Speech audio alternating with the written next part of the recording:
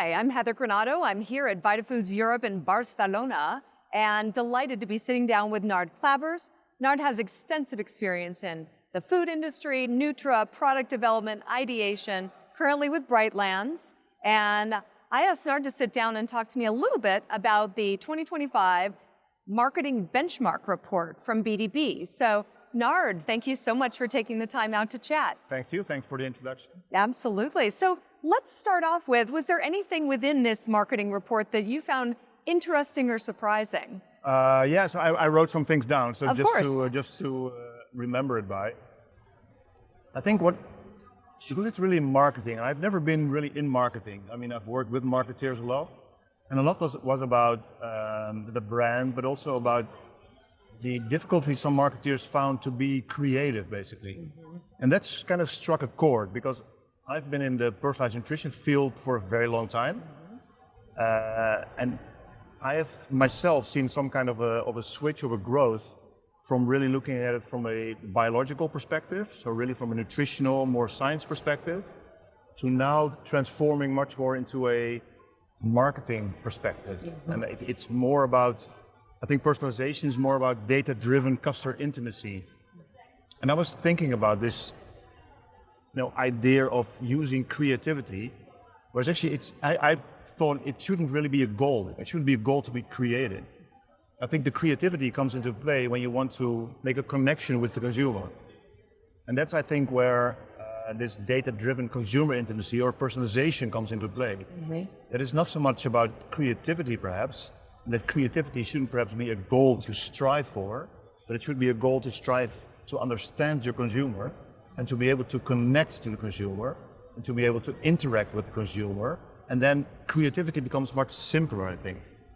So I think that idea of creativity, looking for creativity to kind of capture the consumer, I think there's a different way of proceeding perhaps as a marketeer, being closer and being more in interaction with the consumer so that you can co-create. So I think that was one of the things that I was thinking about reading the report. I like that idea of co-creation. And what is also interesting there when you talk about the importance of data-driven, when you have the data, it gives you the boundaries. Absolutely. That then you can have the creativity that evolves from understanding the basic knowledge that you have. Indeed, so it's not creativity because you want to be creative, like, okay, right. I need to be creative, I'm a marketer, I need to be creative. But it's like, okay, I know this from my customer, I know this for my product.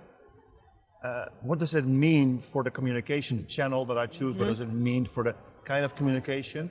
I'm involved with a really interesting research project. Well, I was, because it was just denied yesterday, but anyway. So it was actually about how to personalize communication with consumers. Mm. So there was a university professor at Wageningen University that's looking at different ways to personalize communication.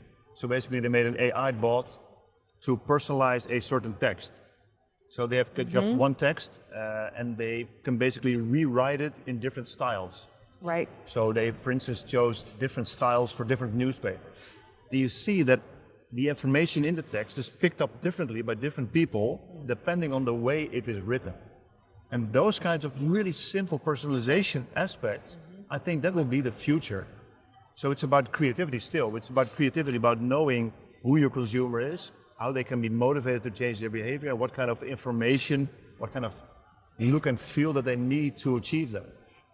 And it's interesting, one of the questions that I did want to ask was actually talking about personalization. It was a cornerstone that we saw coming out. There's interest in B2B marketing, in how do I personalize my communication? And certainly personalization has been a bit of a buzz. Yeah. But for you, do you find it to be a buzz, or how does it inform what you do and how it informs what the industry will be able to do? Yeah, no, it's a strange evolution also of the whole concept of personalization. So it started perhaps 20 years ago with the idea of having a metabolic roadmap for your DNA. So it really started in hardcore science, I would say. Then it evolved with the quantified self crowd of measuring everything, having all kinds of sensors and measuring your own blood, measuring your own sleep, measuring your own steps, etc. To now perhaps involving more behavioral aspects. Mm-hmm. So not only looking at, let's say, the personalization aspect of the biology, but also of the psychology, so understanding your consumers better. And that transition, I think, is relevant for many fields basically. So I think that also in marketing, and like we just discussed, this whole idea of personalization is coming away a little bit from this high-tech, tech-driven, tech-savvy crowd into much more everyone. So you can also personalize the marketing campaigns for selling a BMW or for selling a chair or whatever, right? It is really about customer intimacy. Like if I can share one example, I was talking to a Dutch guy actually who made a fortune selling his customer intimacy company. And he was explaining to me that in Disney World, in Florida, they actually customized the temperature of the ice cream. So they customized the temperature of the ice cream to make the ice cream experience perfect at any temperature. So when it's really warm outside, they will make the ice cream cooler so that it doesn't melt over the child's hands, but not too cold because the bowl might drop out. And that's really about thinking about how can I perfect this experience for the consumer, and then think, okay, what do I need for that? And then using data like temperature, like the freezing temperature of the ice cream and the melting influence, etc. Using all of that data to help the consumer with that experience. Right. I thought that was an interesting example. I think that's the future we as an industry perhaps should go to. If consumers want that, right? Because it's about trust and transparency as well. Well, consumers are demanding it, and we are also consumers. So that's why when we think about B2B marketing, you have to think about B2C. Like I am a consumer, I'm trying to have all of the communications that I want, personalization using the AI tools. But you also mentioned this idea of understanding the science. We have this issue within our industry in terms of there's a lot of very high-level scientific information. How do you see B2B marketers, like how should they be approaching conveying that information in a way that really resonates with target audience says? And I'll actually say it's multi because of that aspect of personalization. Absolutely. I've actually been coming to the Vitafoods for, I think more than 20 years. So I was involved in food supplements way back, around 2000. Right. And, over those 25 years, I would like to say that it has really evolved, but it hasn't. Yep. And that's I think a really interesting part of the industry, that it's still about a person in a white coat with a difficult name telling that it's good for you. And I think towards the future, and there have been some companies that are looking into that, is really about looking to see how the product actually is experienced by the people using it. So I think there, with, let's say, tools that are easier to measure, but also the digital systems and AI to help to gather all of that information and put it into one place, I think that could really revolutionize the industry. So let me give you an example that, for instance, I can, for instance, track the effect of my supplement, not in 10 people because I do a clinical trial, but in 10,000 people because I can follow them with a sleep tracker, for instance, or whatever. And using that data to actually elucidate and objectify the effect of that supplement. So apart from, let's say, having clinical studies which are often very specific and don't necessarily say much about the effect of a supplement in real life, having really real life experiences for people that can be shared within their peer group basically to objectify that message of, hey, this supplement's actually working for me, and then as an individual you can look at individuals like you basically that have experienced the same effect. Yes. And that gets into one final area I'd like to talk about, which is this idea of influencers. Yeah. So whether you're in a consumer or a business environment, you're looking, you're an expert. People come to you and they're like, oh, maybe perhaps we could work and you could help us communicate. So when you're talking about making the most of working with influencers, how best should marketers do that helps shore up their own brand identity? Yeah, no, it's interesting. I'm by no means an expert in influencer marketing.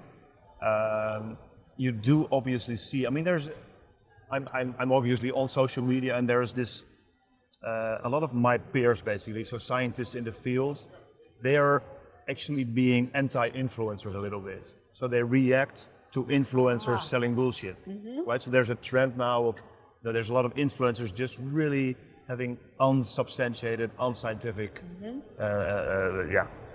things that they say. There's a whole group of scientists that I are countering that.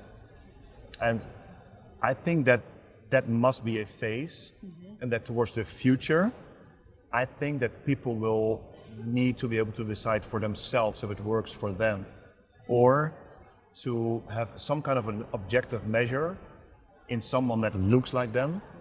So, and then feel that they can believe that. So I think that the current situation where someone is an influencer because they have a lot of followers, and they are influential because they have a lot of followers, I think, but perhaps it's also a hope. I hope that that will pass, that we'll go to a situation where you can actually objectively see if something works or not. Right. Because, there's just so much bullshit out there now. There is a lot of bad information out there, and I do think there's an opportunity for brands that really have good information to perhaps work with a B2B influencer when they see something that's out there talking about vegan collagen, perhaps, that they can say, oh, you may have seen this TikTok with this influencer. Let me talk to you a little bit about the source of collagen. Let me talk to you about what it does in your body. And if you have someone who looks like the target demographic for who's going to want that ingredient, for an ingredient supplier, that's pretty powerful. Yeah, I think so. And there are definitely ingredient suppliers. I know one German example. They actually hired a friend of mine also because of his LinkedIn profile. So he's a large LinkedIn following, and they actually hire him also to show that they're serious about what they do. So he's a PhD, etc., knows what he's talking about. So there are definitely companies doing that, but it's a 1 in a million kind of person. That wants to be out there as a PhD, has fun in sharing that information, has fun also a little bit in bickering with the other influencers, etc. There are not that many people out there that can really do that well. Right. So I think it's kind of a needle in a haystack, but I do hope that there will be more. And you also do see, I think, with students that they are much more active on social media, and you see that they're much more free to express themselves there, etc. So there will definitely be a different world in 10 years in that field. Building our own brands, so yes. Well, Nard, thank you so much for joining me. Absolutely a pleasure to see you as always. Thank you. Thank you very much, Heather.